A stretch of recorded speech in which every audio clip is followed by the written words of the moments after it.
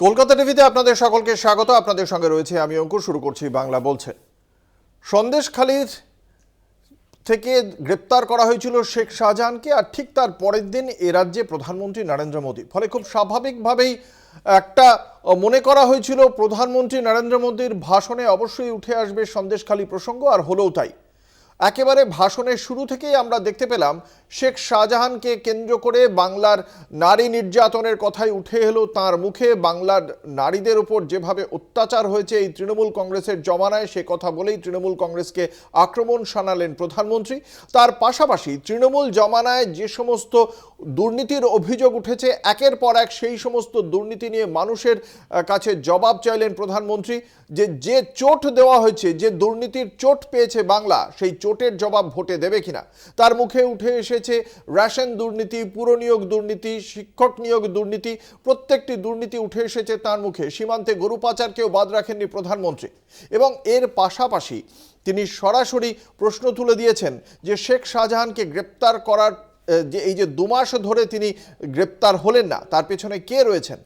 তিনি এভাবেই প্রশ্ন ছুড়ে দিয়েছেন আমজনতার দিকে। যখন প্রধানমন্ত্রী এভাবেই একের পর এক দুর্নীতির অভিযোগ তুলছেন এবং আবাস যোজনায় তিনি দাবি করছেন মোদী সরকার গোটা দেশে 4 কোটি মানুষকে ছাদ পাইয়ে দিয়েছেন, তখন এ রাজ্যের মানুষ বঞ্চিত হয়েছেন। তখনই কিন্তু আজকে 1 মার্চ, এই 1 মার্চই রাজ্য সরকারের পক্ষ থেকে সময়সীমা ধার্য করা হয়েছিল। 26শে ফেব্রুয়ারি থেকে যা শুরু হয়েছিল, 1 মার্চের মধ্যেই 100 দিনের টাকা প্রাথমিক কিস্তি বাংলার মানুষের কাছে পৌঁছবে। ফলে সেই জায়গা থেকে নরেন্দ্র মোদীর যে হুঙ্কার, সেই হুঙ্কার নিয়ে বাংলার মানুষ কি দেখতে পাচ্ছে যে 100 দিনের টাকা বঞ্চনার কথা যেটা বারবার তৃণমূল কংগ্রেস বলছে, এ রাজ্যের শাসক দল সে বিষয়ে প্রধানমন্ত্রী নরেন্দ্র মোদী দুর্নীতির কথা বলছেন। সেই বিষয়টিকে কিভাবে দেখছে রাজনৈতিক মহল। এবং তার পাশাপাশি আমরা দেখতে পাচ্ছি যে রাজনৈতিক মহল থেকে আরেকটি বক্তব্য উঠে আসছে, যে নারী নির্যাতনের কথা বলছেন প্রধানমন্ত্রী, সেই নারী নির্যাতনের ঘটনার বারংবার ছবি উঠে এসেছে ডাবল ইঞ্জিনের মণিপুর থেকে শুরু করে উত্তরপ্রদেশ পর্যন্ত। সেই বিষয়ে প্রধানমন্ত্রী নরেন্দ্র মোদীর যে অবস্থান, সেই অবস্থান কি বলছে, এই প্রত্যেকটি বিষয় নিয়ে আলোচনা করব আজকে বাংলা বলছের মঞ্চে। আপনাদের সঙ্গে রয়েছে আমি অঙ্কুর, আমাদের সঙ্গে রয়েছেন বিশিষ্ট অতিথিরা। আমি দর্শকদের সঙ্গে তাঁদের পরিচয় করিয়ে দেবো। আমাদের সঙ্গে রয়েছেন অচিন্ত মণ্ডল, রাজ্য বিজেপির মুখপাত্র অচিন্ত মণ্ডল রয়েছেন আমাদের সঙ্গে। রয়েছেন প্রদীপ্ত মুখোপাধ্যায়, তৃণমূল কংগ্রেসের মুখপাত্র প্রদীপ্ত মুখোপাধ্যায় রয়েছেন আমাদের সঙ্গে। রয়েছেন অনিন্দ্য রায়চৌধুরী, প্রদেশ কংগ্রেসের মুখপাত্র অনিন্দ্য রায়চৌধুরী। এবং রয়েছেন স্বপন মণ্ডল, সিপিআইয়ের মুখপাত্র স্বপন মণ্ডল রয়েছেন আমাদের সঙ্গে। আপনাদের সকলকেই কলকাতা টিভির পক্ষ থেকে স্বাগত জানাই। একদম প্রথমে যে বক্তব্য আজ রেখেছেন প্রধানমন্ত্রী নরেন্দ্র মোদী, মঞ্চে ওঠার কিছুক্ষণের মধ্যেই সন্দেশখালী নিয়ে আক্রমণ করেছেন। সেই আক্রমণ প্রথমে শোনাবো দর্শকদের। बंगाल की स्थिति भी आज पूरा देश देख रहा है। मां, माटी, मानुष, ये इसके ढोल पिटने वाली टीएमसी ने संदेश खाली की बहनों के साथ जो किया है, वो देखकर पूरा देश दुखी है, आक्रोशित है। और मैं कह सकता हूं कि राजा राम मोहन राय की आत्मा आज जहां भी होगी, इन लोगों के इन कारनामों के लेकर के अत्यंत दुखी हुई होगी, क्योंकि इन्होंने संदेश खाली में जो किया, राजा राम मोहन राय, उनकी आत्मा आज रोती होगी। কি বলবেন তৃণমূল কংগ্রেসের মুখপাত্র প্রদীপ্ত মুখোপাধ্যায়? না, উনি যখন বলছেন সব চোটের জবাব ভোটেই দিতে হবে, একটা চোটের জবাব তো 21 সালে পেয়ে গিয়েছেন ভোটে, তাহলে তাই নয় কি মাননীয় প্রধানমন্ত্রী? আপনারা বলেন ভোটই সব নয়, তাহলে এখানে এসেও ভোটের কথা যখন বলছেন, তাহলে চোটের জবাব ভোটে পেয়েছেন 21 সালে, সেটা মাথায় রাখবেন। সেই জন্যই চোটের জবাব দিতেই কি ওই দিদি ও দিদিটা এখন টিএমসিতে রূপান্তরিত হয়েছে নাকি? 7 বার আপনার বক্তব্যে আপনি বলছেন সন্দেশখালীর কথা, কিন্তু একটা কথা বলুন যে আপনি এই এতদিন হয়ে গেল, আমাদের তো 55 দিন নিয়ে কথা হচ্ছে, আপনার তো 555 দিনের বেশি বোধহয় হয়ে গেল মণিপুর নিয়ে আপনার দু ফোঁটা কম্পিরাষ্ট্র ছাড়া আর কিছু বেরোয়নি। হাতরাস নিয়ে আপনার মুখ থেকে কোনো কথা বেরোয় না, আপনার মুখ থেকে ওই যৌন নির্যাতনকারী তার সমর্থন ছাড়া আর কিছু বেরোয় না। ওই ব্রিজভূষণ সিংকে আপনি আপনার দলে রেখে দিয়েছেন। সব থেকে বড় কথা যে আপনি যে দুর্নীতির বিরুদ্ধে কথা বলেন, আপনি যে নারী নির্যাতনের বিরুদ্ধে কথা বলেন, আপনার দলের শাসন করা যেসব রাজ্যগুলো আছে সেই সব রাজ্যগুলোর ধর্ষণে সব থেকে বড় জায়গা নিয়ে নিয়েছে। আপনি বলেন সেখানে সুশাসন চলছে, আপনার সেখানে কথা নেই। আপনার মুখোশ বারবার ধরা পড়ে যাচ্ছে।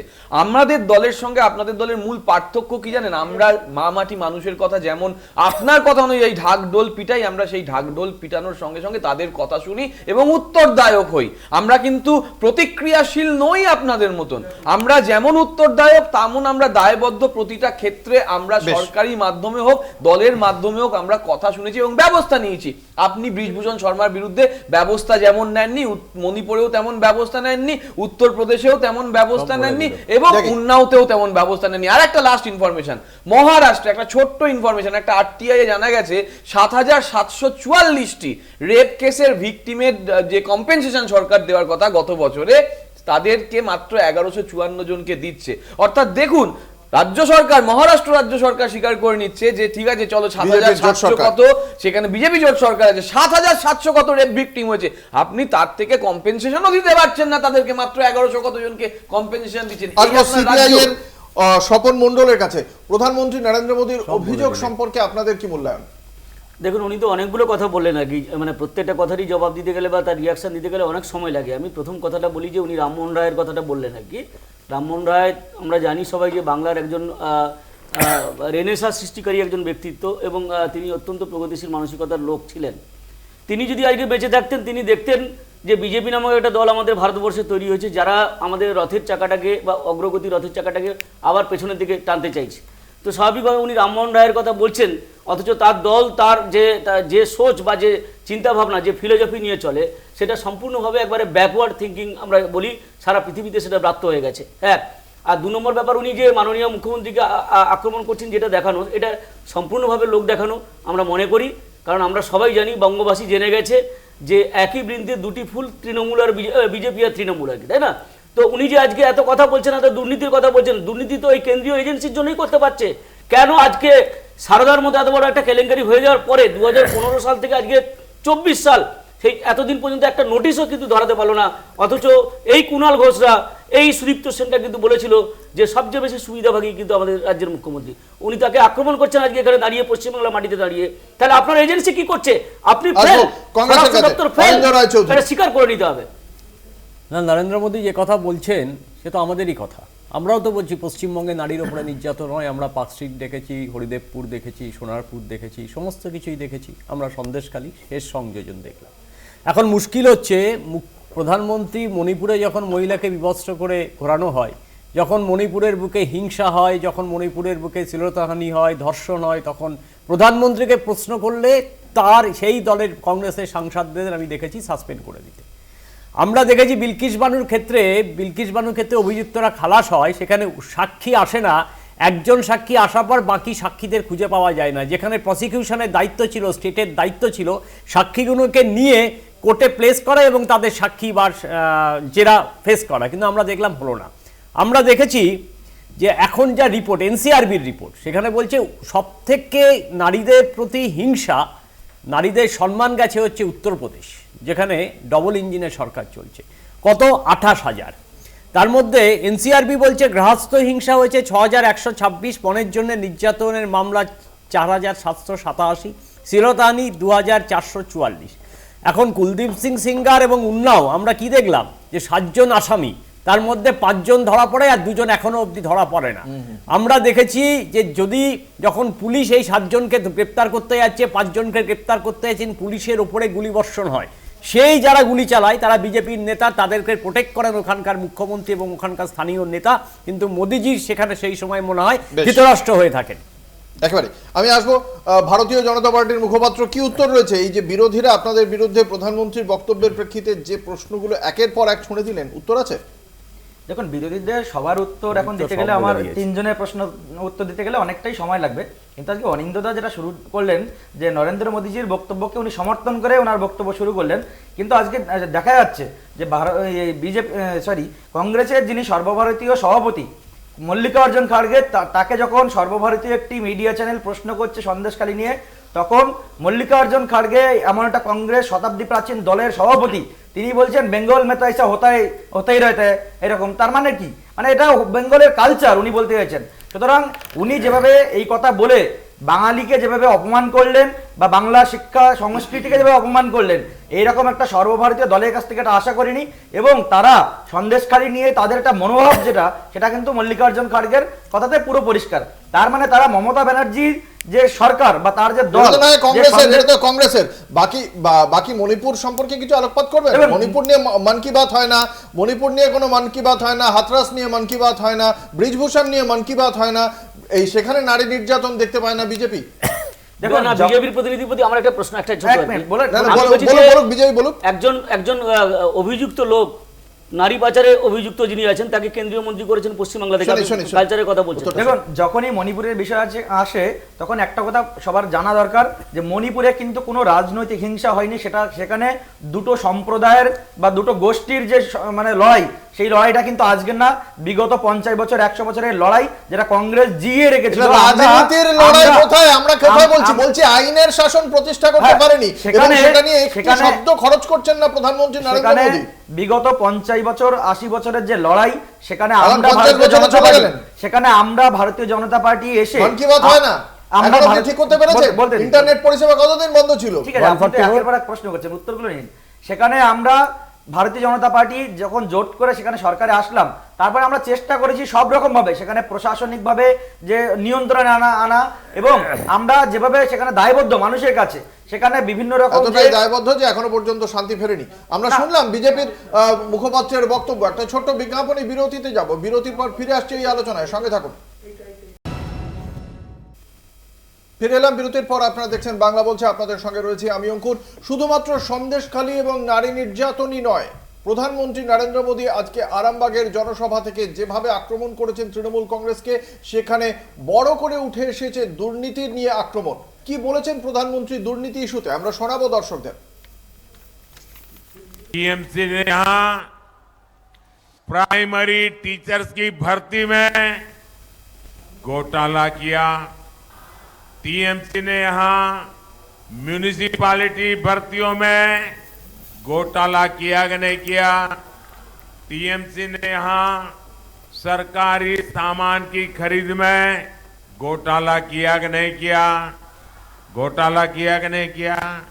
टीएमसी ने यहाँ गरीब को राशन देने में घोटाला किया कि नहीं किया। किया कि नहीं किया। गरीब और मध्यम वर्ग की जमीन पर कब्जा करना हो, चीट फंड योजनाओं में घोटाला करना हो, बॉर्डर पर जानवरों की स्मगलिंग करनी हो, टीएमसी ने घोटाले और भ्रष्टाचार के लिए कोई क्षेत्र छोड़ा नहीं है। यहां के मुख्यमंत्री भ्रष्टाचारियों को बचाने के लिए धरने पर बैठ जाती है। टीएमसी चाहती है कि केंद्र की योजनाओं भी उनको खुली लूट करने का मौका मिले। আমি প্রথমে আসবো অনিন্দ রায়চৌধুরীর কাছে। কিভাবে দেখছেন প্রধানমন্ত্রীর এই অভিযোগের সত্যতা, আপনাদের কাছে কি? পশ্চিমবঙ্গে দুর্নীতি হয়নি এটা তো বলা যাবে না, কারণ পশ্চিমবঙ্গ এখন ইডির ক্যাপিটাল হয়ে গেছে, আমরা দেখছি। এবং একের পর আমরা দেখেছি শিক্ষা থেকে, স্বাস্থ্য থেকে, আবাস যোজনা থেকে প্রত্যেক ক্ষেত্রেই দুর্নীতি হয়েছে। কিন্তু মোদিজি দুর্নীতি নিয়ে কথা বলছেন, আমি মোদিজি তো আমার কথা যাবে না, ক্যা ক্যা বলা ক্যা ক্যা নেই বলা আমাকে মালুম নেই। শুধু বলছি রাজস্থানে প্যালেস দুর্নীতিতে 17,000 কোটি টাকা হয়েছে, সেখানে তার বসুন্ধরা রাজের নাম পাওয়া গেছে, গ্রেপ্তার হয়েছে? উত্তর না।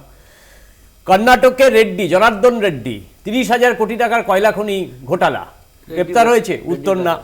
Reddy brother. Gujarat state petroleum কর্পোরেশনে অমিত শাহর ছেলের টাকা এখানে রাখা আছে, সেখানে কত? 35,750 কোটি। উত্তর আছে। কেন গ্রেপ্তার হয়নি? উত্তর নেই। এমপিতে শিবরাজ সিং চৌহান ব্যাপক কেলেঙ্কারি, কত টাকা? 26,000 কোটি টাকা। গ্রেপ্তার হয়েছে? উত্তর হচ্ছে না। এবার দেখুন, আপনি বিজেপিতে থাকলে ভালো, আর বিজেপিতে না থাকলেই আপনি কালো। নরেন্দ্র মোদী যে প্রশ্নগুলো করছিল এতক্ষণ ধরে, এবার হেমন্ত বিশ্ব শর্মার এগেনস্টে উনি কি বলেছিলেন আপনার মনে আছে? হেমন্ত বিশ্ব শর্মা যখন ভারতীয় জনতা পার্টিতে গেল, উনি একদম ভালো হয়ে গেলেন।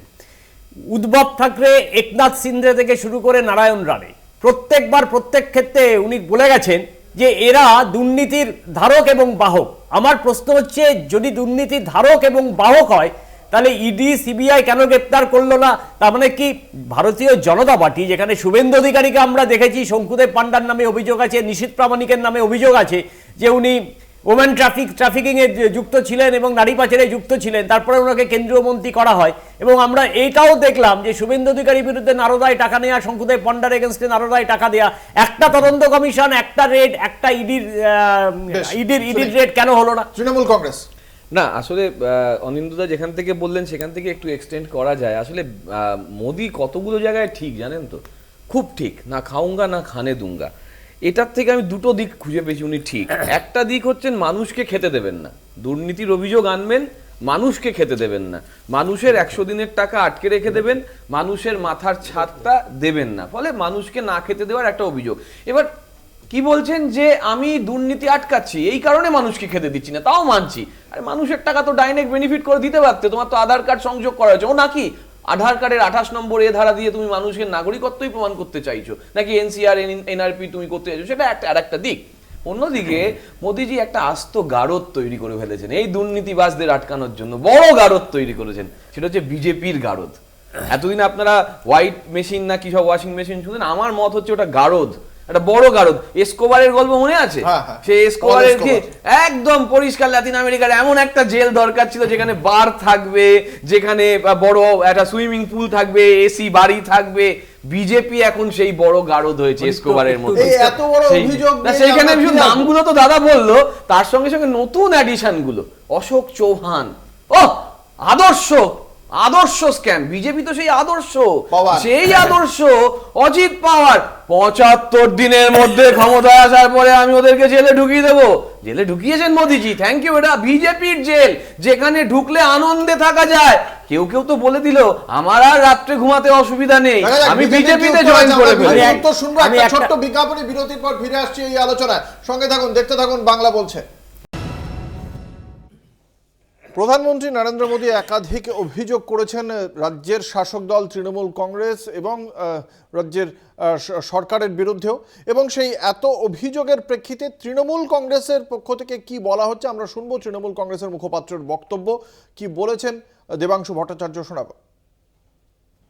একটা কথা প্রধানমন্ত্রী ঠিকই বলেছেন যে চোটের জবাব ভোটে হবে, একদম ঠিক। মণিপুরে যে মায়েদেরকে নগ্ন করে হাঁটিয়েছেন, সেই মায়েরাও তাদের চোটের জবাব ভোটে নেবে। আমার যে বাংলার মায়েরা, ভারতবর্ষের মায়েরা 400 টাকার গ্যাস আজকে আপনার দয়ায় 1200 টাকায় কিনতে বাধ্য হচ্ছে, তারাও চোটের জবাবটা ভোটে নেবে। যে মায়েরা আজকে 20 টাকার কেরোসিন তেল 120 টাকায় কিনতে বাধ্য হচ্ছে, তারাও চোটের জবাব ভোটে নেবে। আর এই যে বাংলার মাটিতে এসে আপনি আজকে 5 বছর পরে আবার সভা করছেন, 2 বছর বিধানসভা ভোটের 2 বছর পরে এসে আবার সভা করছেন, লোকসভা আসন জেতানোর কথা বলছেন, এই বাংলাকে আপনি আবেদন করার পর এই বাঙালি আপনাকে 18টা আসন দিয়েছিল লোকসভায়। কিন্তু দুঃখের বিষয়, বাংলার চাইতে অনেক কম আসন দেওয়া অনেক রাজ্য থেকে অনেক বেশি পূর্ণমন্ত্রী থাকলেও এই বাঙালিকে আপনি একটাও পূর্ণমন্ত্রিত্ব দেওয়ার যোগ্য মনে করেননি। তাই হাফ প্যান্ট মিনিস্টার অনেকগুলো দিলেও ফুল প্যান্ট মিনিস্টার বা পূর্ণমন্ত্রী একটাও দিতে পারেননি।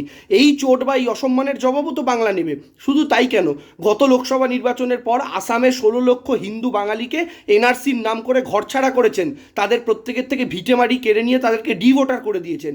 এই চোট, এই অসম্মান, ঘরের মধ্যে থেকেও যে পরের থাকা, অন্য দেশে থাকা, অন্য মাটিতে থাকার যে যন্ত্রণা, সেটা যে মানুষকে অনুভব করিয়েছেন, তারাও তাদের চোটের জবাব ভোটে নেবে।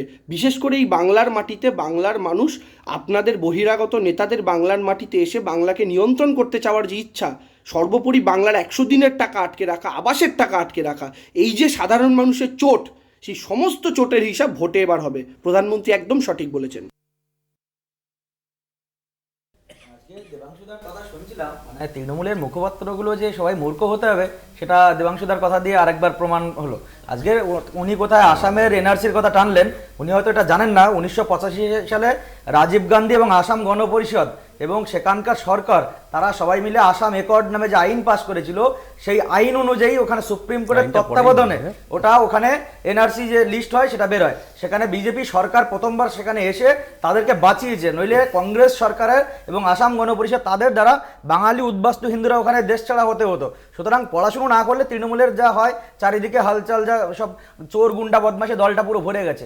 ন্যূনতম তো পড়াশুনোর জ্ঞানটা থাকতে হবে। বেশ, তারপরে আর তারপরে বিষয় হচ্ছে এখানে যে বিভিন্ন রকম যে অভিযোগ মোদিজি সম্পর্কে যে করলেন আর কি বিভিন্ন এখানে মুখপাত্ররা, আজকের অনিন্দদা বললেন যে রাজস্থানে, মধ্যপ্রদেশে বা ওনাদের ছত্তিশগড়ে কি কি সব হয়েছে। আরে আপনারা তো 5 বছর করে সরকার চালিয়েছেন, কোথাও 3 বছর, কোথাও 5 বছর। তো সুতরাং আপনারা কেন সেই সব দুর্নীতি তদন্ত করেনি, তো কোনো শাস্তির ব্যবস্থা কেন করলেন না?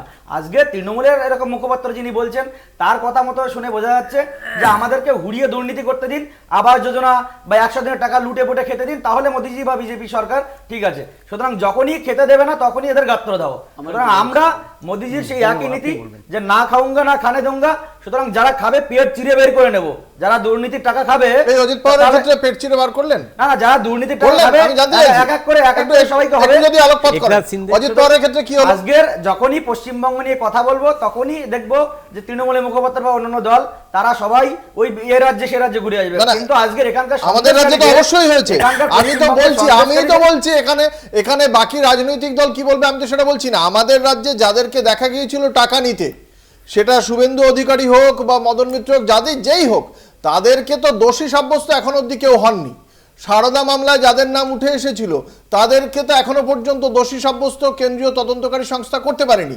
এবং যদি অন্য রাজ্যে যাই, যেখানে প্রধানমন্ত্রী তিনি তদন্ত না করেই জানতে পারলেন অজিত পাওয়ার বা আপনাদের দলের শীর্ষ নেতৃত্ব তদন্ত না করে জানতে পারলেন অজিত পাওয়ার নাকি প্রচন্ড বড় খারাপ লোক এবং তাকে চাক্কি পিসিং করাতে হবে, তারপরে তার এগেইনস্টে আজ অব্দি কোনো অ্যাকশন হলো না কেন? তাকে আবার আপনারা অর্থর দায়িত্বে দিয়ে দিলেন, উপমুখ্যমন্ত্রী করে দিলেন।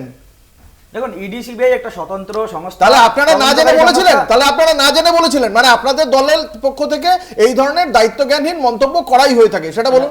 দেখুন, ইডি সিবিআই সেটা দেখছে। না আপনারা মন্তব্যটা কিসের ভিত্তিতে হয়েছিল অজিত? আমি জানতে চাইছি, মানে এই ধরনের দায়িত্বজ্ঞানহীন মন্তব্য করা হয়েই থাকে, হয় সেটা, আর নইলে আপনারা জানতেন যে এই লোকটা দোষী, কোনটা ঠিক?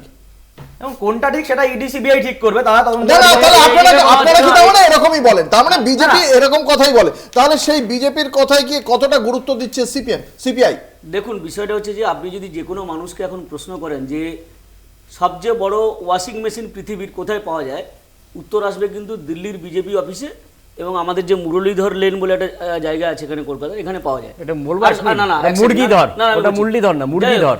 আর 2 নম্বর ব্যাপার হচ্ছে সবচেয়ে দামি ডিটারজেন্ট পাউডার কি, এই প্রশ্ন যদি আপনি করেন, সেটা হচ্ছে গেরুয়া উত্তরীয়। এটা হচ্ছে সবচেয়ে দামি ডিটারজেন্ট পাউডার আর কি। তা এরা তো কী করে, ওয়াশিং মেশিনে এই ডিটারজেন্ট পাউডার দিয়ে কেচে পরিষ্কার করে। ভারতবর্ষের সমস্ত দুর্নীতিগ্রস্ত রাজনীতিবিদ যারা আছে, সে কংগ্রেস থেকে হোক বা অন্য কোনো দল থেকে বহিষ্কৃত হোক বা অভিযুক্ত হোক, সবগুলোকে বেছে বেছে বিজেপি তাদের দলে নিচ্ছে।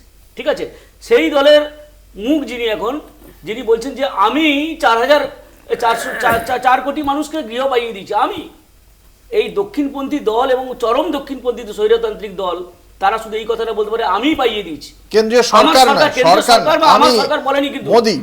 2 নম্বর ব্যাপার, আমার পশ্চিমবাংলার প্রশ্ন যদি আসে, এই যে দুর্নীতির অন্যতম পার্ট যিনি ছিলেন তিনি হচ্ছেন শুভেন্দু অধিকারী। এই দুর্নীতিবাজ শঙ্কুদেব পান্ডা, আপনি জানেন নিশ্চয়ই যে একটা এজেন্ট ছিল, যখন ছাত্র সংগঠনে ছিল টিএমসিপির, একটা টাকা তোলার এজেন্ট ছিল।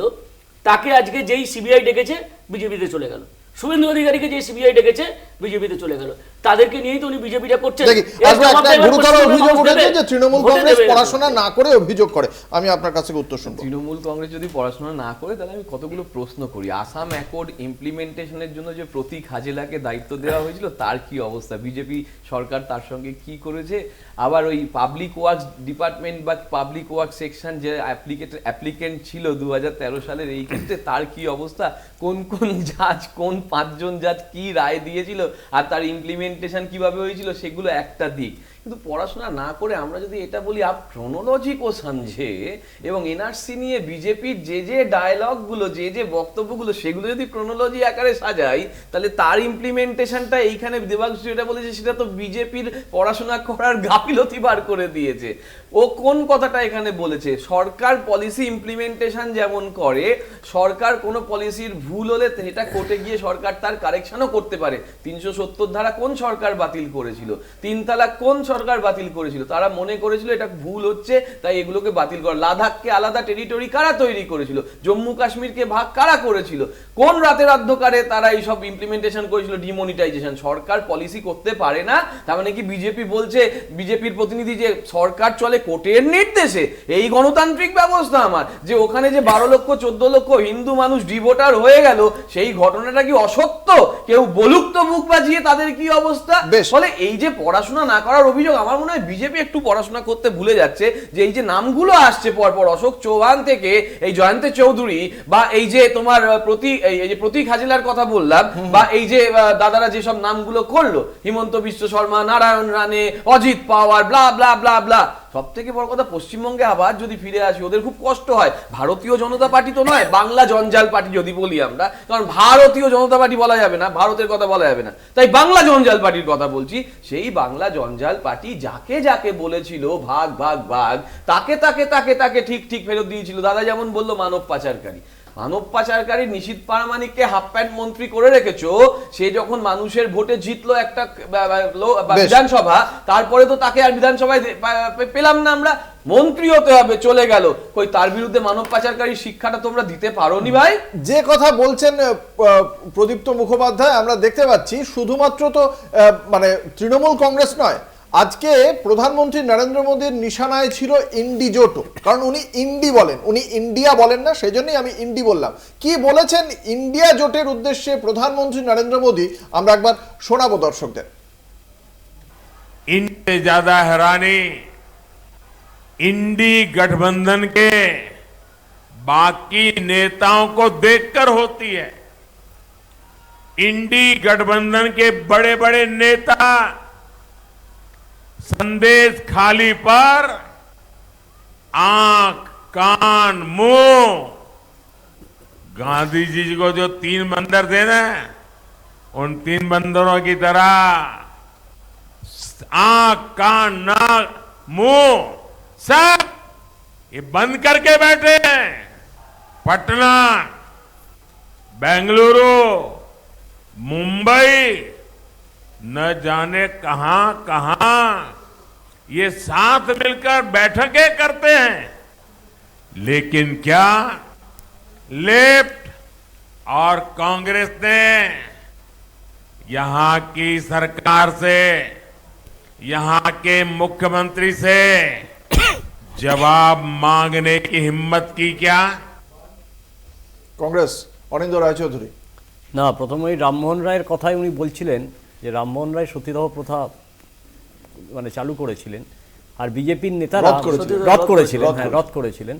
তো বিজেপির নেতারা কি করছে? মহিলাদের নির্যাতন করছে, মহিলাদের বিবস্ত্র করছে, আর তার সাথে আমরা দেখছি কি মহিলাদের প্রতি অসম্মান বিভিন্ন সময় বিভিন্নভাবে বক্তব্যের মাধ্যমে দিচ্ছে।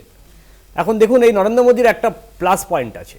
আজকে ওই বিদ্যাসাগরের মূর্তি ভাঙা নিয়ে বিজেপির 8 জন নেতাকে ওয়ারেন্ট করে দিয়েছে কোর্ট, কারণ তিনি কোর্টে আসছেন না।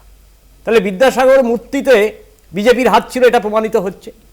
1 2 নম্বর, আমি খুব স্পেসিফিক্যালি বলছি, দেখুন এই নরেন্দ্র মোদী একটা সময় আমরা কি দেখেছি গান্ধী সাজতে, স্বামী বিবেকানন্দ সাজতে, নেতাজি সুভাষ সাজতে, কিন্তু কোনোদিন উনি ক্ষুদিরাম সাজেন না। কারণটা আমি আজও অবধি বুঝতে পারি না, কেন ক্ষুদিরাম উনি সাজেন না। যারা দেশভক্তির কথা বলে, যারা দেশপ্রেমের কথা বলে, আর উনাদের ওই সাভারকার আর গোয়ালকার যখন ব্রিটিশদের চিঠি লিখতো, শ্যামাপ্রসাদ মুখার্জি ব্রিটিশদের চিঠি লিখে ব্রিটিশদের সঙ্গে থাকবো, স্বাধীনতার বিরোধী করেছিল, কংগ্রেসকে আটকাতে হবে, সেখানে নরেন্দ্র মোদীর এই দেশপ্রেম আত্মত্যাগের কথা একদমই মুখে মানায় না। উনি একজন ভণ্ড প্রধানমন্ত্রী, যে ভণ্ড প্রধানমন্ত্রীর জন্যে আজকের এই 10 বছর নষ্ট হয়েছে। আজকে উনি শিলান্যাস করছেন, বিভিন্ন জায়গায় যাচ্ছেন, শিলান্যাস করছেন। আবাস দুর্নীতি 100 দিনের কাজে আমরা বলছি দুর্নীতি হয়েছে পশ্চিমবঙ্গের বুকে, 131 ধারায়, সেখানে তৃণমূল কংগ্রেস কিন্তু ভারতের সংবিধানে মামলা করেনি সুপ্রিম কোর্টে। আমার প্রশ্ন হচ্ছে পরিষ্কার, তাহলে মধ্যপ্রদেশ উত্তরপ্রদেশে আজকে 100 দিনের কাজ আবাস যোজনার টাকা বন্ধ কেন? আজকে স্বাস্থ্য স্কিম নিয়ে নরেন্দ্র মোদী একটা বলেন যে আমার এই স্বাস্থ্য স্কিমের নামটা আমার ঠিক মনে পড়ছে না। আয়ুষ্মান ভারত। আয়ুষ্মান ভারত, সেখানে ত্রিপুরা সরকার ডবল ইঞ্জিন সরকার, সেখানে আলাদা স্বাস্থ্য স্কিম তৈরি করছে, মোদী সরকারের স্বাস্থ্য স্কিমকে তাদের মান্যতা দিচ্ছে না। তাহলে এই নরেন্দ্র মোদী আসলে জুমলাবাজ একজন প্রধানমন্ত্রী, যে ভারতবর্ষের কৃষি আমরা এই আলোচনায় আসবো, অবশ্যই বিজেপি উত্তর দেবে। একটা ছোট্ট বিজ্ঞাপনের বিরতির পর ফিরে আসছি এই আলোচনায়। সঙ্গে থাকুন, দেখতে থাকুন বাংলা বলছে। ফিরে এলাম বিরতির পর, আপনারা দেখছেন বাংলা বলছে, আপনাদের সঙ্গে রয়েছে আমি অঙ্কুর। আমরা বিরতিতে যাওয়ার আগে যে বক্তব্য শুনিয়েছিলাম এবং তারই প্রেক্ষিতে আমি একবার আসবো, যেহেতু ইন্ডিয়া জোটের বিরুদ্ধে বক্তব্য আমরা শুনিয়েছিলাম প্রধানমন্ত্রী নরেন্দ্র মোদীর, আমরা কংগ্রেসের বক্তব্য শুনিয়েছি, ইন্ডিয়া জোটের অন্যতম শরিক বামেদের কাছে আসবো। কি বলবেন প্রধানমন্ত্রীর এই যে আক্রমণ, যে বাম বা কংগ্রেস ইন্ডিয়া জোটের অন্যতম শরিক, এরা দুজন এই সন্দেশখালির বিষয়ে মহাত্মা গান্ধীর 3টে বাদরের মতো চোখ কান নাক সব বুঝেছিল। এখন বিষয়টা সন্দেশখালিতে যে গত কয়েকদিন আগে আর কি আপনারা দেখেছেন যে যে আবির খেলা হচ্ছিল আর কি, মানে গতকালই সম্ভবত আর কি, তো সেখানে দেখেছেন যে যারা গ্রামের মহিলা, তারপরে ক্ষেত মজুর, কৃষক, গরিব বাচ্চা, ছেলেমেয়েরা আর কি সবাই, তারা সবাই কিন্তু লাল আবির ওড়াচ্ছিল, আপনারা নিশ্চয়ই দেখেছেন আর কি। হ্যাঁ, তাহলে ওখানে যদি বামপন্থীদের কোনো ভূমিকা না থাকতো এই লড়াইয়ে বা এই আন্দোলনে, তারা নিশ্চয়ই লাল আবির খেলতে শুরু করতো না। আর 2 নম্বর হচ্ছে যে প্রধানমন্ত্রী ইন্ডিয়া জোট নিয়ে কথাটা বলছেন, তাই না? উনি তো অলরেডি ডিক্লেয়ার করে দিয়েছেন যে আগলিবার 400 পার, তাহলে 400 আসন উনি পেয়ে যাবেন, তাই না? বিজেপি একাই 370টা পাবে, 370 ধারার মতো আর কি। তো বিষয়টা হচ্ছে যে আর পশ্চিমবাংলায় পাবে হচ্ছে 35টা সিট, তারা টার্গেট বেঁধে দিয়েছে। তাহলে এত ইন্ডিয়া জোট নিয়ে ওনার ভাবার দরকারটা কি? এত টেনশনে থাকার দরকারটা কি, তাই না? আমরা তো চোখের সামনে দেখতে পাচ্ছি উনি রাতে ঘুমোতে পারছেন না, উনি রাতে ঘুমোতে পারছেন না। আরে না হলে ইন্ডিয়া জোট নিয়ে এত চেঁচামেচি করতে হতো না ওনাকে। উনি যদি কনফিডেন্ট থাকতেন, উনি যদি জানতেন যে জিতে যাবেন, ক্ষমতায় চলে আসতেন, তাহলে কিন্তু উনাকে এত ইন্ডিয়া জোট অচিন্ত মণ্ডলের বক্তব্য শুনি।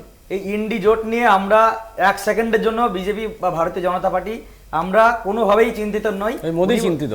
না, কেউ চিন্তিত নয়। সুতরাং এটা নিয়ে আমরা গুরুত্ব দিচ্ছি না। আপনারা যত পারেন এই সিপিএম, তৃণমূল কংগ্রেস একজোট হয়ে এই ইন্ডি জোট আপনারা যতবার ফেস হবেন, মিডিয়ার সামনে আসবেন, তত আমাদেরই সুবিধা। সুতরাং আপনারা বেশি বেশি করে ব্যাঙ্গালোর, দিল্লি, পাটনা বেশি বেশি করে বৈঠক। আমি অচিন্ত, এটা তো থাকবে এই ধরনের অভিযোগ। আরেকটা কথা যেটা দাদা বললেন যে ওখানে লাল আবির খেলেছে, আচ্ছা গ্রামবাসী সাধারণ মানুষ তারা আবির কিনতে যাবে দোকানে, যেই আবির পাবে তাই নিয়ে, না গেরুয়া আবিরও ছিল না, শুভেন্দু অধিকারী গাড়িতে করে গেরুয়া আবির নিয়ে গেছিল, কেউ খেলেনি কিন্তু। আমি বলছি এবার গেরুয়া আবির, ওখানে গেরুয়া আবিরও খেলেছে, লাল আবিরও খেলেছে, আমি দেখেছি। সুতরাং আমরা একবারও দাবি করিনি ওখানে গেরুয়া আবির মানে বিজেপি করেছে, এটা আমরা দাবি করি। গ্রামবাসী তারা অন্তত তৃণমূলের এই সন্ত্রাসের বিরুদ্ধে যদি কোনো মানে উপায় খুঁজে পায় এবং তার জন্য আনন্দ করার সুযোগ পায়, তার জন্য আবিরের রং দিয়ে এইটা। আমি একটা বিষয়, বেশ হলো আমার একটা প্রশ্ন, আজকে যখন প্রধানমন্ত্রী নরেন্দ্র মোদী একের পর এক দুর্নীতির কথা বলছেন, আজকে 1 মার্চ, আজকে সেই সময়সীমাটা যেটা মুখ্যমন্ত্রী মমতা বন্দ্যোপাধ্যায় দিয়েছিলেন সেটা শেষ হচ্ছে। 26শে ফেব্রুয়ারি থেকে 1 মার্চের মধ্যে রাজ্যবাসী যারা 100 দিনের কাজ করেছেন তাদের কাছে রাজ্য সরকার তার প্রাথমিক কিস্তি পৌঁছে দিল। আজকে প্রধানমন্ত্রী এখনো অবধি একটি টাকা পাঠাননি, 100 দিনের কাজের টাকা আটকে রেখে দিয়েছেন। রাজ্য সরকার কিন্তু তাদের কাছে টাকাটা পৌঁছে দিয়েছে এবং 1 এপ্রিলের মধ্যে যদি আবাসের টাকা না দেওয়া হয় তাহলে সেই টাকাটাও পৌঁছে দেওয়ার অঙ্গীকার করেছে রাজ্য সরকার। তখন আপনারা যদি টাকাটা না দেন, বঞ্চনা করেন, মানে কেন্দ্রীয় সরকার যদি বঞ্চনা করে, লোকসভা ভোটের আগে ভালো বার্তা হয়েছে, তাই তো? আমার বলার থেকে বড় কথা হচ্ছে গিয়ে এটা হচ্ছে গিয়ে সাধারণ মানুষ কি ভাবছে যে তাকে তো কেন্দ্রীয় সরকার টাকাটা দিল না, সে দেখলো তাকে রাজ্য সরকার টাকা দিচ্ছে। তাহলে সেই টাকাটা কিছু মানুষ তো আছেন যাদের টাকাটা পাওয়া, আপনারা বলছেন কিছু দুর্নীতি হয়েছে, তো দুর্নীতি হলে তাদেরকে আপনারা সুনির্দিষ্টভাবে সেই লোকগুলোকে কেন চিহ্নিত করেননি? এতদিনে তো চিহ্নিত করা যায়নি। আমার বক্তব্য, তাহলে আর লোকসভার আগে ভালো বার্তা গেল, বিজেপির জায়গাটা ভালো হলো। এবং আজকের এই বক্তব্য এখানে যা হচ্ছে শুধু অভিযোগ এইগুলো হচ্ছে, কিন্তু যে জিনিসটা এখানে আসছে না যে মোদিজি আজকে 7200 কোটি টাকার যে বিভিন্ন রকম পশ্চিমবঙ্গে উন্নয়নমূলক প্রকল্পের উদ্বোধন করলেন এবং আগামীকাল সেখানে 10,000 কোটি বা 15,000 কোটি এরকম একটা, মানে 10 বছর সরকার চালানোর পর বাংলার কথা মনে পড়লো না? আমি বলছি আপনি অনেকগুলো প্রশ্ন করেছেন, সুতরাং উত্তরটা একটু নিতে হবে। এবার আগামীকালও সেখানে 10-15 হাজার কোটি টাকার একটা উদ্বোধন আছে, কিন্তু আজকে দেখুন অনিন্দা বলছেন যে 10 বছর রাজ্যটাকে বা দেশটাকে পিছিয়ে দিয়েছে। আজকে সারা পৃথিবীর বুকে 2014 সালের আগে ভারতের অর্থনীতি যেরকম 11 নম্বরে ছিল, এই মুহূর্তে আমরা 5 নম্বরে বিলং করি এবং আগামী 2029-30 সালের ভিতরে ভারতবর্ষের অর্থনীতি পৃথিবীর তৃতীয় বৃহত্তম হবে। সেটা শুধু আমরা না, বিশ্ব ব্যাংক বা যে কোনো আন্তর্জাতিক সংস্থা পর্যন্ত সেই ঘোষণা দিচ্ছে। এবং আজকের যে 100 দিনের টাকা নিয়ে যেটা বঞ্চনার অভিযোগ আসছে, আমাদের শুরুর দিন থেকে আমরা যে কথা বলছি এখনো তাই বলছি যে পুরনো টাকার হিসাব দেবে, সুতরাং সঠিকভাবে হিসাব দিতে পারলে তারপরে টাকা পাবে। এই যে নইলে টাকা নোটবন্দি পাবে হয়েছিল না। সেই হিসাবটা মনে আছে আপনার? মনে আছে সেই বিষয়ে রিজার্ভ ব্যাংক কি বলেছিল? এই নোটবন্দি হয়েছিল না, সে বিষয়ে কিছু আলোকপাত করবেন? হ্যাঁ, সেই হিসাবটা কি দিতে দেখুন, পেরেছে? দিতে পেরেছে? টপিকটাকে ডাইভার্ট করুন না, আগে যে অভিযোগ যেটা আচ্ছা, বেশ। অভিযোগ যেটা, তারপরে কি 100 দিনের কাজের পরে আবাস যোজনা। আজকে মোদিজি বারবার বললেন, আমরা সেটা শুনলাম যে ভারতবর্ষের 4 কোটি মানুষ ওই আবাস যোজনা ঘর পেয়েছে। সেখানে পশ্চিমবঙ্গে সম্ভবত 43 লক্ষ। এটা মোদি দিয়েছেন? না, ওটা কেন্দ্রীয় সরকারই দিয়েছে। তাহলে মোদি কেন্দ্রীয় দিয়েছে, সরকারের টাকাটা কোথা থেকে আসছে? কেন্দ্রীয় সরকারের টাকাটা কোথা থেকে আসছে? মোদিজির টাকাটা কার? অবশ্যই মস্তিষ্ক টাকাটা তো আপনার বেশ, টাকা, আমার টাকা। বেশ, আসবো একবার তৃণমূল কংগ্রেসের কাছে, একগুচ্ছ অভিযোগ করবেন। যেটা আবাস যোজনা যে দুর্নীতি হয়েছে, সারা দেশ জুড়ে গরিব মানুষ ঘর পাচ্ছে, শুধুমাত্র এখানে কেন্দ্রীয় সরকার ঘর দিলে নাম হবে কেন্দ্রীয় সরকারের। সেই হিংসা প্রতিহিংসা পরায়ণ রাজনীতির কারণে এখানে পশ্চিমবঙ্গে দরিদ্র গরিব বেশ, মানুষ বুঝলাম। তারা আবাসটা পর্যন্ত তৃণমূল পাচ্ছে না। মুখপাত্র না, আসলে পড়াশোনা করার কথা বা না করার কথা শুনছিলাম। ক্যাগ রিপোর্টটা বলে একটা রিপোর্ট বেরিয়েছে, যেই রিপোর্ট নিয়ে সব থেকে বেশি সমালোচনা বিজেপি করেছে আমাদের প্রসঙ্গ নিয়ে, তো তৃণমূল সরকারের প্রসঙ্গ নিয়ে। যদি সেটাকে সত্যি ধরে নিই, মানে আমরা সত্যি ধরছি না, আমরা জানি যে ক্যাগ রিপোর্টেও এরা প্রত্যেকটা ইনস্টিটিউশনকে যারা পলিটিসাইজ করেছে, ক্যাগকেও পলিটিসাইজ করে নিচ্ছে। কিন্তু আমি যদি সেই রিপোর্টটা বিজেপির কনটেক্সটে সত্য বলে ধরে নিই, সেই ক্যাগ রিপোর্টে কি বলছে? মধ্যপ্রদেশ, উত্তরপ্রদেশ বা রাজস্থান বর্তমানে সেই সব রাজ্যে সব থেকে বেশি ঘোটালা হচ্ছে, ওদের ভাষা অনুযায়ী ঘোটালা হচ্ছে এই আবাস যোজনায়। সাতনা বলে একটা গ্রাম আছে মধ্যপ্রদেশে, সেখানে 1200 টয়লেট একদিনে তৈরি, একদিনে উধাও, দেখা যাচ্ছে না, টাকা রিলিজড হয়ে গেছে। ফলে যারা দুর্নীতি নিয়ে কথা বলছে, আমি মেনে নিচ্ছি পশ্চিমবঙ্গে দুর্নীতি হয়েছে তাদের অভিযোগ অনুযায়ী। এই যে কিছুক্ষণ আগে বললো অভিযোগ অভিযোগ অভিযোগ অভিযোগ, তাহলে সেই অভিযোগের কনটেক্সটে যত গলাবাজি করুক না কেন, তাহলে ক্যাগের রিপোর্ট যদি সত্য হয়, সাতনা বা মধ্যপ্রদেশে টাকার রিলিজ হলো, পশ্চিমবঙ্গে হলো না।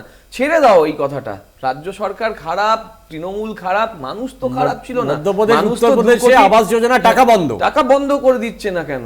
বন্ধ করে দিয়েছে। হ্যাঁ। ওইখানেও এত দুর্নীতি করছে ওনার দলের নেতারা, তার আগে টাকা ছেড়ে বন্ধ। দিয়েছে, বাজেট হয়েছে। তারপরের কথা যেটা বলছি, যে 2023 সালের জানুয়ারি মাস বাঁকুড়ার সভা করছেন কে? শুভেন্দু অধিকারী। সেখানে একটা ফর্ম দেওয়া হচ্ছে, সেই ফর্মে বলা হচ্ছে এই ফর্মটা তোমরা ফিল আপ করো, আমরা তোমাদের বাড়ি দিয়ে দেবো। ততদিনে দুর্নীতির কেস হয়ে গেছে, ততদিনে আমাদের বাজেটে অ্যালোকেশন নেই, সমস্ত কিছু হয়ে গেছে, সরকার টাকা পাবে না জেনে গেছে, মানুষ টাকা পাবে না জেনে গেছে, তারপরেও শুভেন্দু অধিকারী এই সভা করলেন। অচিন্তর পড়াশোনায় কি কোথাও অসুবিধা হচ্ছে যে ওই জানুয়ারি মাসের পরে আজকে আর একটা ফেব্রুয়ারি মাস, 1 জানুয়ারি চলে গেল, পরের জানুয়ারি এসে গেল, পরের ফেব্রুয়ারি এসে গেল, 1 বছর 1 মাস হয়ে গেল, শুভেন্দু অধিকারী ওই ধরনের গিমিক করলেন কেন? অচিন্ত, দেখুন, যারা আবাস যোজনা বঞ্চিত হয়েছে তাদের ডেটা আমাদের দল থেকে বহু জায়গায় সংগ্রহ করা হয়েছে, যাতে আমরা অন্তত জানাতে পারি যে এই মানুষগুলো পাওয়ার যোগ্য, বা হয়তো নাম এসেছে কিন্তু কেটে দিয়েছে তৃণমূল, কারণ তারা বিরোধী রাজনীতির কাউকে ঘর দেবে না, বা দিলেও তাদের তার মানে অচিন্ত আপনারা চিহ্নিত করেছেন যে এই 4 জন বা 5 জন এরা সঠিক, দেখুন, আর বাকিরা সঠিক নয়, না, তারা দেখুন, 2 নম্বরই। তাহলে 2 নম্বরীদের বাদ দিয়ে 1 নম্বরীদের কাছে টাকাটা কেন? আমাদের কাছে পশ্চিমবঙ্গে সরকারি পরিকাঠামো নেই, সুতরাং আমরা পার্টিগতভাবে যেটুকু পেরেছি আমরা করার চেষ্টা করেছি। সুতরাং আমাদের কাছে যদি সরকারি পরিকাঠামো থাকতো, সরকারি এখানে যদি পশ্চিমবঙ্গে সরকারের পরিকাঠামো নেই, পার্টির গোটা রাজ্যে পরিকাঠামো আছে 70টা আসন নিয়ে। না,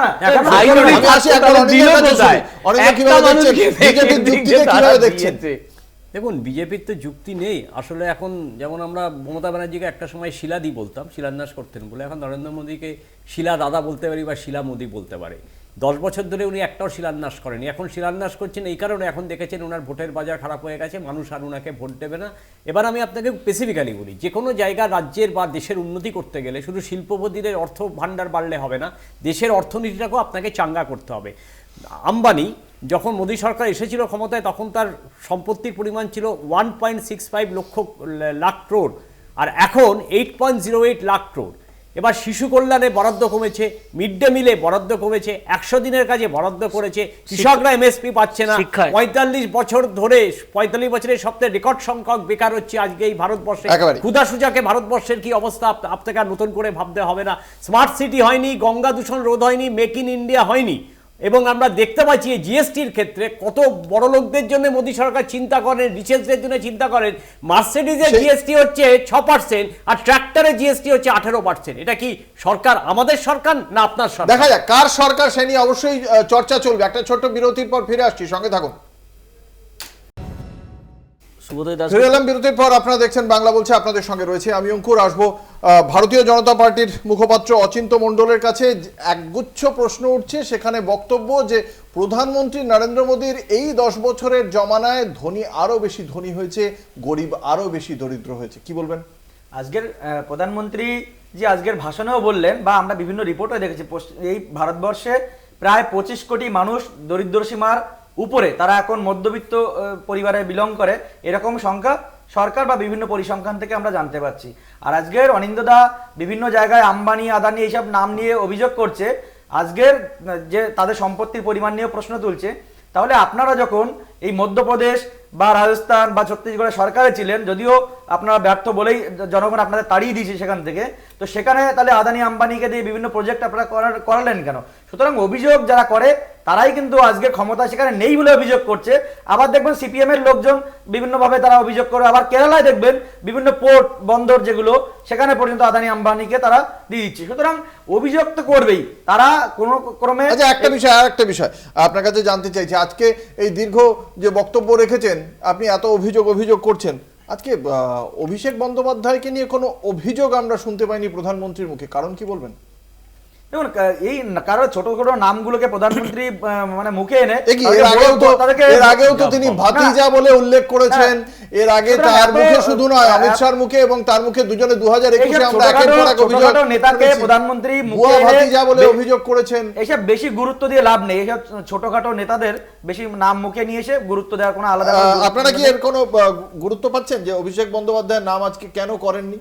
দেখুন, রাজনৈতিক মহলে একটা কথা ভাসছে আর কি, এটা মানে যে বাস্তবে রূপায়িত হবে এটা কেউ বলছে না আর কি, যে আমাদের মহারাষ্ট্রে যেমন অজিত পাওয়ারকে খুঁজে পাওয়া গেছে, ঠিক পশ্চিমবাংলায় একটা নতুন অজিত পাওয়ার তৈরি হচ্ছে, সেটা হচ্ছে ভাতিজার কথা যেটা বললেন আর কি, অজিত পাওয়ার তৈরি হচ্ছে আর কি। কুণাল ঘোষের আজকে পদত্যাগ করার যে ব্যাপারটা আর কি, কিছুটা সিম্বলিক। আস্তে আস্তে ব্যাপারগুলো সার্ফেসে আসবে।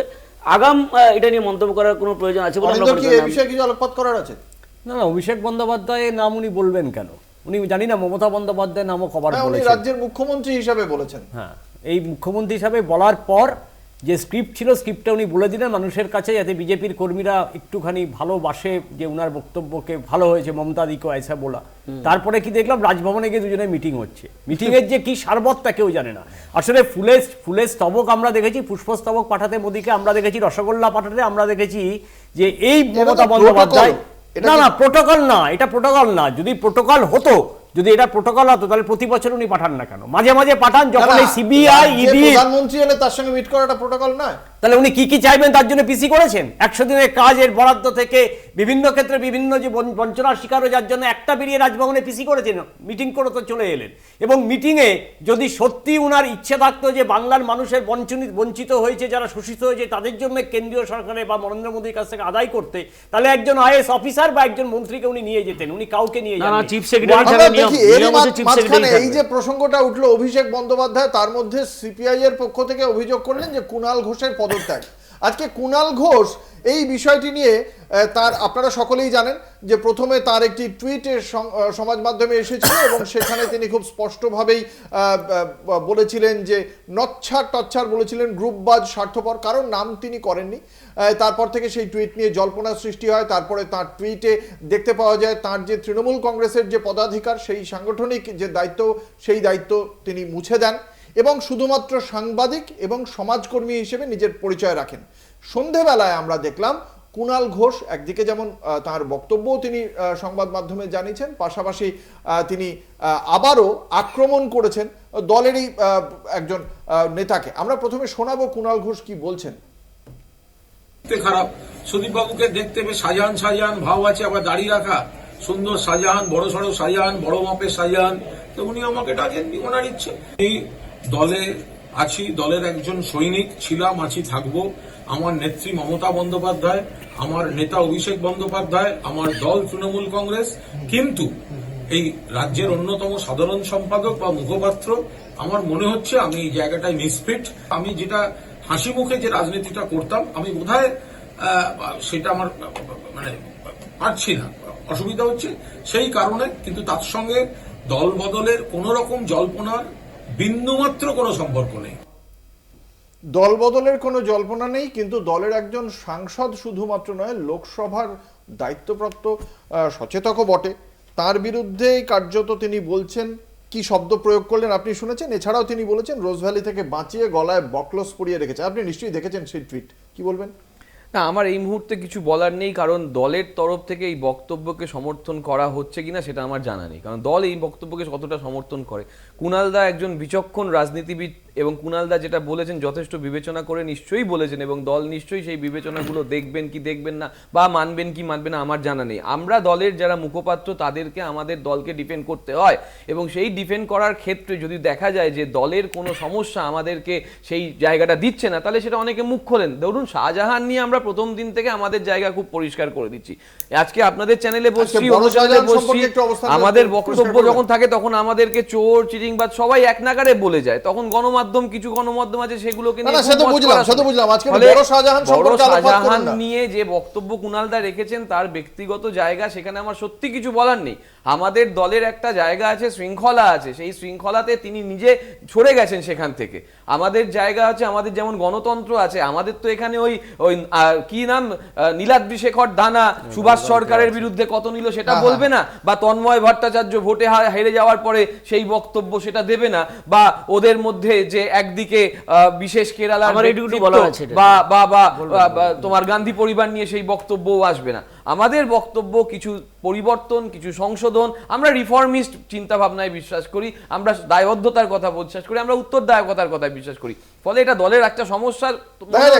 কংগ্রেসের এই বক্তব্যকে বাকি রাজনৈতিক দলগুলি কিভাবে দেখছে, এবং তৃণমূল কংগ্রেসের দলের অন্দরের শৃঙ্খলা নিয়ে কি ভাবছে বাকিরা, একটা ছোট্ট বিজ্ঞাপনী বিরতির পর সেই বিষয় নিয়ে আলোচনায় ফিরে আসবো। কুণাল ঘোষের এই বক্তব্য আদতে তৃণমূল কংগ্রেসকে কতটা অস্বস্তিতে ফেলেছে, আমরা ফিরে আসবো সেই আলোচনায়, সঙ্গে থাকুন। ফিরে এলাম বিরতির পর, আপনারা দেখছেন বাংলা বলছে, আপনাদের সঙ্গে রয়েছে আমি অঙ্কুর। বিরতিতে যাওয়ার আগে কুণাল ঘোষের বক্তব্য আমরা শুনিয়েছিলাম। কুণাল ঘোষের এই বক্তব্য রাজ্যের শাসক দলকে কতটা অস্বস্তিতে ফেলেছে, কি মনে করে বাকি রাজনৈতিক দলগুলি। প্রথমে আসবো বিজেপির কাছে, কি মনে করে অচিন্ত মণ্ডল? দেখুন, আজকে তৃণমূলের যে প্রধান মুখপাত্র কুণালদার মুখ দিয়ে আজকে সুদীপ বন্দ্যোপাধ্যায় সম্পর্কে ছোট শাহজাহান না বড় শাহজাহান এই ধরনের শব্দ ব্যবহার করলেন। তো সুতরাং বড় শাহজাহান হোক আর ছোট শাহজাহান হোক, এটা পরিষ্কার যে শাহজাহান একজন দুষ্কৃতী, অ্যান্টি সোশ্যাল, এটা পরিষ্কার কুণালদার মন্তব্য অনুযায়ী। কিন্তু আজকে দেখলাম যে মুখ্যমন্ত্রী বারবার এই শেখ শাহজাহানকে গার্ড করেছে এবং 56 দিন রাজ্য পুলিশের প্রোটেকশনে তাকে রেখেছে। সুতরাং মুখ্যমন্ত্রী নিজে শেখ শাহজাহান সম্পর্কে কি মত পোষণ করেন সেটা আজকে আমরা দেখতে পেলাম। সুতরাং এই ধরনের যে অ্যান্টি সোশ্যাল তৃণমূল দলটায় এরকম ছোট বড় শেখ শাহজাহান প্রত্যেকটা ঘরে ঘরে তৃণমূলের রয়েছে। সুতরাং আজকের যদি আমরা দেখি পশ্চিমবঙ্গের প্রত্যেকটা গ্রামকে তৃণমূল কিন্তু সন্দেশখালী বানিয়ে রেখেছে। কোথাও তার জনবিস্ফোরণ ঘটছে, কোথাও প্রশাসন এবং দলের ভয়ে তারা হয়তো বেরোতে পারছে না। কিন্তু আগামীতে আমরা ভারতীয় জনতা পার্টির দায়িত্ব নিয়ে বলছি, রাজ্যের প্রধান এবং একমাত্র বিরোধী দল হিসেবে পশ্চিমবঙ্গকে আমরা শুধরে দেব এবং এই ধরনের অ্যান্টি সোশ্যালদের দিন আমরা শেষ করবই। দেখুন, এই কুণাল ঘোষ সম্পর্কে বলতে গেলে প্রথম আপনার মনে হবে যে একটা সিট গঠন হয়েছিল, সেই সিটের মাথার উপরে ছিলেন রাজীব কুমার, এবং সেই সিট গঠন হওয়ার পর আমরা কি দেখেছিলাম, কুণাল ঘোষকে গ্রেপ্তার করা হয়েছিল সারদা কাণ্ডে। আমরা সুদীপ বন্দ্যোপাধ্যায়ের ক্ষেত্রে একই অভিযোগ আছে, এবং তাকে গ্রেপ্তার করা হয় এবং তাকে রোজভ্যালি কাণ্ডের জন্য, এই স্ক্যামের জন্য গ্রেপ্তার করা হয়। আসলে দুজনের স্ট্যান্ড পয়েন্টই এক, দুজনেই তৃণমূল, দুজনেই কিন্তু চোর, অভিযুক্ত, বা আপনি চোর বলতে পারেন। দুই, আপনি এখন প্রদীপ্তবাবুকে প্রশ্ন করলেন, প্রদীপ্তবাবু খুব সুন্দরভাবে প্রশ্নটাকে অ্যাভয়েড করে গেল যে কে বড় নেতা আমরা বুঝলাম না। যদি কুণাল ঘোষ সত্যি সুদীপ বন্দ্যোপাধ্যায়কে শাহজাহান বলে থাকেন, তাহলে সুদীপ বন্দ্যোপাধ্যায়কে গ্রেপ্তার করা হচ্ছে কেন? তাহলে মমতা ব্যানার্জি ঠিক না কুণাল ঘোষ ঠিক? এই প্রশ্নের উত্তর আমরা পেলাম না। এরপরও আমরা যদি দেখি সুদীপ বন্দ্যোপাধ্যায় টিকিট পাচ্ছে, তাহলে কুণাল ঘোষের কথাটা কি মান্যতা দেওয়া হবে না, নাকি কুণাল ঘোষের কথাটা মান্যতা দেবে? এটা কিন্তু সময় আপনাকে জবাব দেবে। সিপিআই, দেখুন, কুণাল ঘোষের কথার মধ্যে একটা যথার্থ ব্যাপার দেখা যাচ্ছে আর কি, সেটা হচ্ছে যে উনি যে কথাটা বললেন না যে ওই রোজভ্যালি থেকে বাঁচিয়ে ওনাকে ওই গলায় চেন নাকি পরিয়ে রেখেছে বলে বললেন নাকি, কথাটা কিন্তু একেবারে সত্যি। কারণ আমরা জানি যে উনি যখন ওই ভুবনেশ্বরের জেল থেকে মুক্ত হলেন, মনে আছে আপনাদের, ঠিক জেল থেকে মুক্ত করে রাষ্ট্রসংঘে ভারতের প্রতিনিধি হিসাবে পাঠানো হয়েছিল সুদীপ বন্দ্যোপাধ্যায়কে, তাই না? মনে আছে যে সংসদীয় দল গিয়েছিল, তার ভারতের প্রতিনিধি হিসাবে সুদীপ বন্দ্যোপাধ্যায়কে পাঠিয়েছিল বিজেপি সরকার। আর একটা জিনিস আপনাকে মনে করবেন, তারপরের যে 2019-এর ইলেকশনটা হলো, সুদীপ বন্দ্যোপাধ্যায়কে মমতা ব্যানার্জি টিকিট দিলেন, টিকিট দিয়ে আবার তিনি কিন্তু সংসদীয় দলের নেতা করে দিলেন। তার মানেটা কি দাঁড়াচ্ছে যে বিজেপি বা প্রধানমন্ত্রী এদের সঙ্গে যারা ঘনিষ্ঠতা রাখবে, তাদের কাছে যারা মাথা নত করবে এবং দলের তথ্য প্রচার করবে, সোজা কথা যে মুখ্যমন্ত্রী তাদেরকে বেশি পছন্দ করবেন, তাই না? তার মানে এটা দাঁড়াচ্ছে যে ও বিজেপির এজেন্ট হিসেবেই কিন্তু কাজ করছে সুদীপ, এটা ঘটনা ঠিক। এবং এই যে ক্ষোভটা কুণাল ঘোষের, এটা অস্বীকার করার জায়গা নেই। এবং বিজেপির এজেন্ট হিসেবে কাজ করছে বলে তারপরে কিন্তু এতদিন পর্যন্ত কোনো পদক্ষেপ নেয়নি কেন্দ্রীয় সরকার এই সুদীপ বন্দ্যোপাধ্যায়ের। আজকে কুণাল এত কথা বলছেন কেন? এতদিন কি তিনি জানতেন? অবশ্যই। কি কারণে বলছেন? না, কি কারণে বলছেন, হয়তো তিনি চাইছেন যে ওইখানে টিকিটটা নিতে। কি কারণে বলছেন? দেখুন, কুণাল ঘোষ আসলে তৃণমূল কংগ্রেসের মানে বলা হয়, মানে প্রদীপ্তরা মানে কি না জানে, উনি হচ্ছেন শকুনি। অতএব তৃণমূল কংগ্রেস শেষ করে দেওয়ার জন্য কুণাল ঘোষকেই আমাদের দরকার, এবং কুণাল ঘোষ যত থাকবেন তত দেখুন, আমরা অধীর চৌধুরীকে শকুনিও বলবো না, আমরা অধীর চৌধুরীকে বলবো না বিজেপির সব থেকে বড় দালাল। কিন্তু এটা তো ঠিক, পশ্চিমবঙ্গ মমতা বন্দ্যোপাধ্যায় সুদীপ বন্দ্যোপাধ্যায়কে টিকিট দেবে? মমতা বন্দ্যোপাধ্যায় পশ্চিমবঙ্গের প্রদেশ কংগ্রেসকে শেষ করার জন্য যদি ইতিহাসে কারুর নাম কালো কালিতে লেখা থাকে, সেটা থাকবে অধীর চৌধুরীর নাম। একা নিজের বহরমপুর সিট বাঁচানোর জন্য যেভাবে বিজেপিকে তোল্লা দিয়ে গেল, তার থেকে বড় কথা আর কিছু হতে পারে না। কিন্তু কুণাল ঘোষকে নিয়ে বক্তব্য আমি যা রাখার রেখেছি, আমাদের দল সেটা ব্যাপারটা বুঝে নেবে। আমি আবারও বলছি, তন্ময় ভট্টাচার্যের মতন সিপিএম এর হারার ঘটনা এবং তারপর তন্ময় ভট্টাচার্যের জন্য যে ব্যবস্থাপনা, কিংবা নীলাদ্রি শেখর দানার সুভাষ সরকারকে নিয়ে যে বক্তব্য, বা শুভেন্দু অধিকারীর রোজ হাফ প্যান্ট পরা নিয়ে সকালে মন্তব্য যেটা দিলীপ ঘোষকে নিয়ে করে, বা ওদের হোয়াটসঅ্যাপ গ্রুপ ছেড়ে চলে যাওয়া ওই কি যুব সভাপতির তার বক্তব্য, এগুলো ইতিহাস, এগুলো জানে, কামিনী কাঞ্চনের ঘটনাও জানেন এরা। কিন্তু আমার বক্তব্য হচ্ছে যে আমরা এমন ঘটনাও দেখেছি 2008 সালে একজন ছিলেন সিপিআইএম এর অন্যতম নেতৃত্ব, যাকে আমৃত্যু সদস্য পদ ফেরত দেওয়া হয়নি, তিনি হলেন সোমনাথ চট্টোপাধ্যায়। শুধুমাত্র পার্লামেন্টীয় ব্যবস্থাপনা বজায় রাখার জন্য স্পিকারের পদে থাকতে চেয়েছিলেন। দলের বিরোধিতা কেন করলো? যে কংগ্রেসের জন্য আজকে তারা প্রাণপাত করে দিচ্ছে সিপিআইএম, সেই কংগ্রেসকে তারা তখন একদম নাকানি চোবানি খাইয়ে দিয়েছিল। ফলে তাদের কাছ থেকে কি আশা করব? বাকি দলের বিরুদ্ধে আপনার যে অভিযোগ আমি বুঝতে পারলাম, খালি একটা বিষয়, যে এই যে সুদীপ বন্দ্যোপাধ্যায়ের বিরুদ্ধে কুণাল ঘোষ যে অভিযোগটা করছেন, হয় কুণাল ঘোষ একটা ভুল অভিযোগ করছেন যে সুদীপ বন্দ্যোপাধ্যায় শাহজাহানের মতো নন আসলে, অথবা তিনি শাহজাহানের মতো। এ বিষয়ে দলের একটা মূল্যায়ন থাকবে। এবার আপনাদের দল যদি কুণাল ঘোষের ওপর কোনো পদক্ষেপ আগামী কয়েকদিনের মধ্যে না করেন, সেটাতে আপনারা যারা মুখপাত্র তারা কি ব্যাখ্যা করবেন? কুণাল ঘোষ ইতিমধ্যেই যা পদক্ষেপ করার নিজেই পদক্ষেপ করে নিয়েছেন। উনি নিজের দলের সাধারণ সম্পাদক পদ থেকে সরেছেন এবং দলের মুখপাত্র থেকে সরেছেন। কিন্তু এবার দ্বিতীয় কথা হচ্ছে যে সুদীপ বন্দ্যোপাধ্যায়ের অবস্থান নিয়ে আমাদের বক্তব্য খুব পরিষ্কার, কুণাল ঘোষের বক্তব্য নিয়ে আমাদের জায়গা খুব পরিষ্কার। দুজনেই দলের শীর্ষ নেতৃত্ব এবং দুজনেই দলের জন্য কোন জায়গায় খুব গুরুত্বপূর্ণ ভূমিকা পালন করছেন। সেইখানে দলের শৃঙ্খলা রক্ষা কমিটি নিশ্চয়ই সদর্থক পদক্ষেপই নেবে, এবং সেই সদর্থক পদক্ষেপ নেওয়ার আগেই কুণাল দা নিজের পজিশন নিজে ক্লিয়ার করে দিয়েছেন। প্রদীপ, আরেকটি বিষয় আমি আপনার কাছে জানতে চাইবো। একটু আগে বিজেপির পক্ষ থেকে অভিযোগ করা হলো যে 55 দিন কেন মুক্ত হয়ে ঘুরেছিল, যেটা আজকে প্রধানমন্ত্রীর মুখেও আমরা শুনেছি যে 55 দিন ফাঁকা ঘুরে বেরিয়েছেন। সেই সময় কে পদক্ষেপ করেনি, অর্থাৎ নাম না করে সরাসরি রাজ্য প্রশাসনের। প্রধানমন্ত্রী ওই জায়গায় একটা ঠিকই বলেছেন, ইডিসিবিআই কি করছিল? তাদের তো হাত পা বাঁধা ছিল না। পার্থ চট্টোপাধ্যায়কে কে গ্রেফতার করেছে? জ্যোতিপ্রিয় মল্লিককে কে গ্রেফতার করেছে? ওই যে প্রাইমারি বোর্ডের সভাপতি ছিলেন মানিকবাবু, তাকে কে গ্রেফতার করেছে? কে কুন্তলকে গ্রেফতার করেছে? কে পার্থকে গ্রেফতার করেছে? কে শান্তনুকে গ্রেফতার করেছে? রাজ্য পুলিশ করেছে নাকি? করেছে তো ইডিসিবিআই। তাহলে 55 দিন ধরে ইডিসিবিআই কেন গ্রেফতার করছে না? নাকি এখানে বিজেপি সেটিং কোনো ব্যাপার আছে যে দেখি শুভেন্দুর সঙ্গে একটু লাইন গার্ড করে দেখি, লাইন গার্ড করে দেখি শুভেন্দু নাকি এরকম চাইছিল? আমি বিজেপির বিরোধিতা করছি, একটু শুনুন। আপনি কি সিপিএম এর লোক নাকি বিজেপির লোক? পরিষ্কার শুভেন্দু এরকম করছে যে দেখি ওকে আনা যায় কিনা, টাকা পয়সা আছে কিনা দেখেনি, সেই জন্যই কি ইডিসিবিআই কোনো ব্যবস্থা নেয়নি? দেখুন, এখানে 55 দিন দেরি করেছে, তার কারণ হচ্ছে তার ED কাছে CBI কি করছিল বলো না? যে সমস্ত টাকা পয়সার বস্তা বা ভগবান। লরি লরি যে টাকা পয়সা অস্ত্র সেগুলোকে যাতে মানে একদম সেফ জোনে পাচার করে রাখা যায় আগামী লোকসভা ভোটে কাজে লাগানোর 100 জন্য। দিন পরে তো এবং- অর্পিতার flag এবং- থেকে বেরোলো, কার বলতে- টাকা? বলতে- এবং আমরা আজকে প্রদীপ্তদা বলছেন যে ইডি সিবিআই বিভিন্ন কিছু মানে তারা তদন্ত করেনি বা ধরেনি কেন আজকে ধরেনি কেন? উত্তর দাও। সারা ভারতবর্ষ চলে, জুড়ে বুঝতে না, না, না, বলছি তা সারা ভারতবর্ষ জুড়ে ইডি সিবিআই কে কোথাও গিয়ে মার খেয়ে ফিরতে হয় না, এখানে একমাত্র নবান্ন তারপরে লেজ গুটিয়ে 19 দিন পরে যায়, লেজ গুটিয়ে 19 দিন পরে যায়, তাহলে ভয় পেয়েছে এডিসিবিআই, মানে এডিসিবিআই ভয় পেয়েছে বলতে হবে মার্কে। না, কুণাল ঘোষের কথা আমি বলছি, কুণাল ঘোষ একটা গুরুত্ব একমাত্র ইডি সিবিআই বলছি কুণাল ঘোষ আর একটা গুরুতর অভিযোগ করেছে, আপনারা নিশ্চয়ই শুনেছেন আর কি, সেটা হচ্ছে যে ক্যালকাটা বয়েজ স্কুল বলে একটা স্কুল আছে, সেই ক্যালকাটা বয়েজ স্কুলের যে স্কুলের কোয়ার্টার সেটা দখল করে বসে আছে এই হচ্ছে আমাদের সাংসদ, তাই না? এটা হচ্ছে ওটা কি একটা চার্চের সরকারি না জায়গা, বেসরকারি? চার্চের জায়গা, সরকারি না না, না, বেসরকারি? বেসরকারি বেসরকারি বলছে তাহলে যে বেসরকারি যদি কেউ করে এবং থাকে উনি আমি বলছেন- জানি না, না, না, সেটা তার ব্যক্তিগত ব্যাপার না, নাকি ব্যক্তিগত নয়, বেসরকারি প্রশ্নটা হচ্ছে উনি ব্যাপার। ওখানে থাকার জন্য মানে কিন্তু পুরো সুদীপ environment-টাই বন্দ্যোপাধ্যায় খারাপ লবি হচ্ছে, প্রদীপ্ত। পুরো এনভায়রনমেন্টটাই খারাপ হচ্ছে স্কুলের আর কি, এটা কিন্তু বহুদিন ধরে চলছে। তাই না, সুরেন্দ্রনাথ আগে কলেজের আসবো, সামনে এই বিষয়ে সুরেন্দ্রনাথ কংগ্রেস। কলেজের সামনে এই জাগো বাংলার নামে বুঝলাম, এই এক মিনিট, জায়গায় যে রাস্তা দখলদারি হয়েছে প্রত্যেকটা এটা কি- পথচারী এটা কি সমস্যা, কোনো রকম আমরা ভাবে অস্বস্তিতে নিজেরা ফেলবে কুণাল সুরেন্দ্রনাথ ঘোষের এই কলেজের সামনে দিয়ে বক্তব্য? যেতে পারি না। আমি আগে বলে নিই। জাগো বাংলার সঙ্গে